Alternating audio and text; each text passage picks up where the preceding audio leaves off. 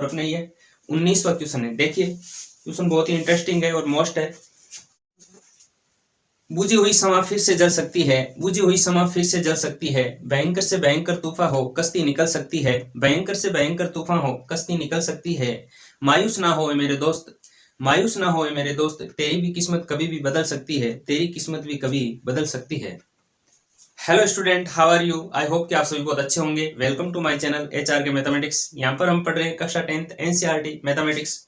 हमारे चल रहा है चैप्टर 5 अर्थमेटिक प्रोग्रेशन यानी समांतर सरणी, और एक्सरसाइज चल रही है हमारे 5.3 यानी 5.3, और क्वेश्चन है हमारे सेकेंड लास्ट। इस प्रश्नावली में कुल 20 क्वेश्चन है और अपने ये 19वां क्वेश्चन है। देखिए क्वेश्चन बहुत ही इंटरेस्टिंग है और मोस्ट है। क्वेश्चन नंबर 19 है, 200 लट्ठों को ढेरी के रूप में इस प्रकार रखा जाता है। सबसे नीचे वाली पंक्ति में 20 लट्ठे, उससे अगली पंक्ति में 19 लट्ठे और उससे अगली पंक्ति में 18 लट्ठे इत्यादि। ये 200 लट्ठे कितनी पंक्तियों में रखे गए हैं तथा सबसे ऊपरी पंक्ति में कितने लट्ठे हैं। देखो ये मैंने आकृति बनाई है और आपके किताब में भी इसकी आकृति आई हुई है। इसमें लिखा हुआ है आकृति 5.5 के अनुसार। तो अब मैं आपको समझाता हूं कि जैसे लट्ठे इस प्रकार से, सबसे नीचे वाली पंक्ति में इसमें 20 लट्ठे हैं। ये मैंने अंक लिखे हुए हैं, 1 2 3 4 5 6 ऐसे 20 है। तो यहाँ पर देखो इसमें 20 है, अब इसमें 19 लट्ठे ही हैं, क्योंकि जैसे दो नीचे यदि 3 होंगे, इस तरह से नीचे यदि 3 होंगे तो इसके ऊपर 2 जाएंगे यानी 1 कम आएगा, और उसके ऊपर फिर 1 कम आएगा। ऐसे हर पंक्ति में 1 कम होता जाता है। तो यही इसमें है कि देखो इसमें 20 है, फिर 19 है, फिर 18 है, फिर 17 है। ऐसे करते करते इसमें लास्ट पंक्ति में कुल कितने यानी 200 लट्ठों को रखेंगे तो सबसे ऊपर वाली पंक्ति में, सबसे ऊपरी पंक्ति में कुल कितने यानी इनको 200 लट्ठों को रखेंगे तो सबसे ऊपर वाली लास्ट पंक्ति में कितने लट्ठे आएंगे और पंक्तियां कितनी होंगी। तो यानी इनकी ढेरी में पंक्तियां कितनी होगी, जैसे 1 2 3 4 ऐसे कितनी पंक्तियां होंगी, ये हमें ज्ञात करना। तो देखो हमें दिया हुआ है कुल लट्ठे हैं, कुल लट्ठे हैं लॉक्स, वो है हमारे 200। अब देखो सबसे नीचे वाली पंक्ति में लट्ठों की संख्या, सबसे नीचे वाली पंक्ति में लट्ठों की संख्या वो है 20, ठीक है ना। फिर अगली पंक्ति में यानी उससे ऊपर वाली, उससे अगली पंक्ति में लट्ठों की संख्या वो है 19। फिर उससे अगली पंक्ति में, फिर उससे अगली पंक्ति में लट्ठों की संख्या है वो है 18। ऐसे एक एक कम है। तो इस तरह से ये एक समांतर सरणी बनती है। तो इस प्रकार हमें एक समांतर सरणी प्राप्त होती है। तो हम लिखेंगे यहाँ प्राप्त AP। तो AP क्या बनेगी, 20 19 18 17 ऐसे, इसमें n पद है मान लो। तो अब हमें ज्ञात करना है पदों की संख्या, और एक हमें ज्ञात करना है कि nवां पद यानी उस पद में कुल कितना मान है। प्रथम पद यानी a बराबर आ रहा है 20, और सार्वंतर d बराबर आ रहा है देखो 19 माइनस 20 बराबर माइनस का 1 आ रहा है। सार्वंतर हमारे पास में माइनस का 1 है, और पदों की संख्या n बराबर हमें ज्ञात करना है, और Sn बराबर हमें दिया हुआ है 200। तो हम क्या करेंगे, हम सूत्र लगाएंगे। तो देखो Sn बराबर n बटा 2a प्लस n माइनस 1 गुणा d।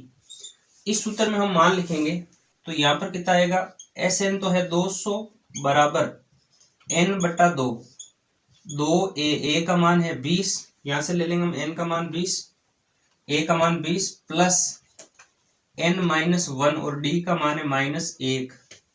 अब देखो इसको हम सरल करेंगे, 2 इधर आएंगे तो ये हो गए 400 बराबर n, ये हो गए 40 प्लस यहाँ पर जो ये है ये अंदर गुणा होगा तो ये हो जाएगा माइनस n और प्लस 1।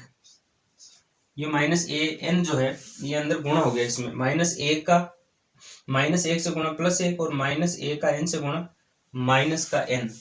अब देखो इसको हम आगे हल करते हैं। ये हो गए 400 बराबर n, और यहाँ पर देखो 40 माइनस n प्लस 1। अब देखो ये माइनस n है और ये प्लस का 1 है, ये इसमें आएगा तो 41 हो गए। तो 400 बराबर n इंटू यहाँ पर हो गए 41 माइनस n। अब देखो, अब हम इस n को अंदर गुणा कर देंगे तो यहाँ पर आ जाएंगे 400 बराबर 41n माइनस n स्क्वायर।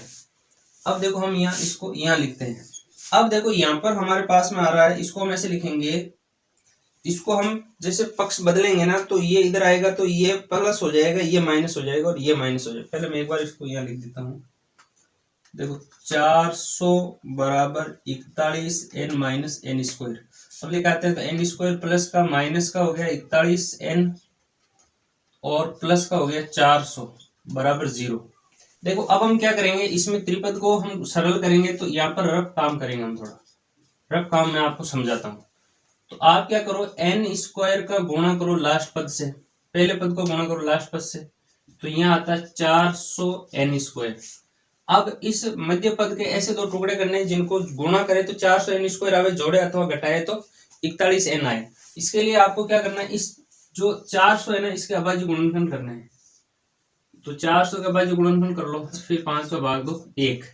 तो यहाँ पर ये जो गुणनखंड आया है, आप क्या करो, इसके ये ले लो एक, तो यहाँ इनके टुकड़े ले लो 16 और ये ले लो 25। इसको आप ऐसे सकते हैं, यानी इनका जो योग है वो 41 होना चाहिए। तो देखो 25 प्लस 16, 11 के घात ले और ये 41, इसके साथ में ले लो, इसके साथ में ले लो, इन दोनों को आप माइनस का ले लो, माइनस का लोगे तो माइनस का 41n हो जाएगा और माइनस का माइनस से गुणा करेंगे तो प्लस का 400 हो जाएंगे। आई होप कि आपके समझ में आ गया होगा। यहाँ पर हमने इसका जो टुकड़ा आया था हमारे पास में वो आया था माइनस का 16n और माइनस का 25n। तो ये हम यहाँ लिख देंगे n स्क्वायर माइनस का 16n माइनस का 25n प्लस का 400 बराबर 0। अब देखो इन दो में कॉमन लेंगे तो n आएगा, n माइनस 16, इन दो में कॉमन लेंगे 25 आएगा, n माइनस 16 बराबर 0। तो एक में आ गया n माइनस 16 और एक में आ गया n माइनस 25 बराबर 0। अब देखो, या तो आप क्या कर सकते हो, या तो n माइनस 16 बराबर 0, तो n बराबर आ गया 16, एक तो n का मान ये आ रहा है, या n माइनस 25 बराबर 0, n बराबर 25 आ रहा है।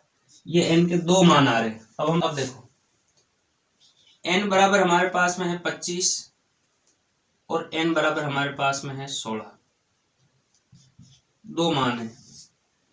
एक है, अच्छा a बराबर है 20 और d बराबर है माइनस का 1, इधर भी लिख दो a बराबर 20 और d बराबर माइनस 1।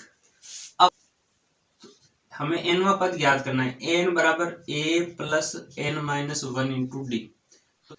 अब देखो 25वां पद याद करना, तो n बराबर लिखो आप 25, a 25 प्रथम पद है 20 प्लस 25 माइनस 1 और ये माइनस 1, तो a 25 बराबर 20 प्लस 24 माइनस 1, तो a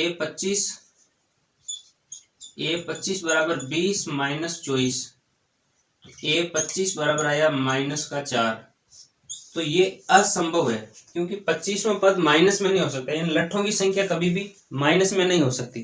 तो ठीक है ना। अब इधर वाला देखते हैं हम। अब हम इसमें इस सूत्र में मान लिख देते हैं सीधा ही।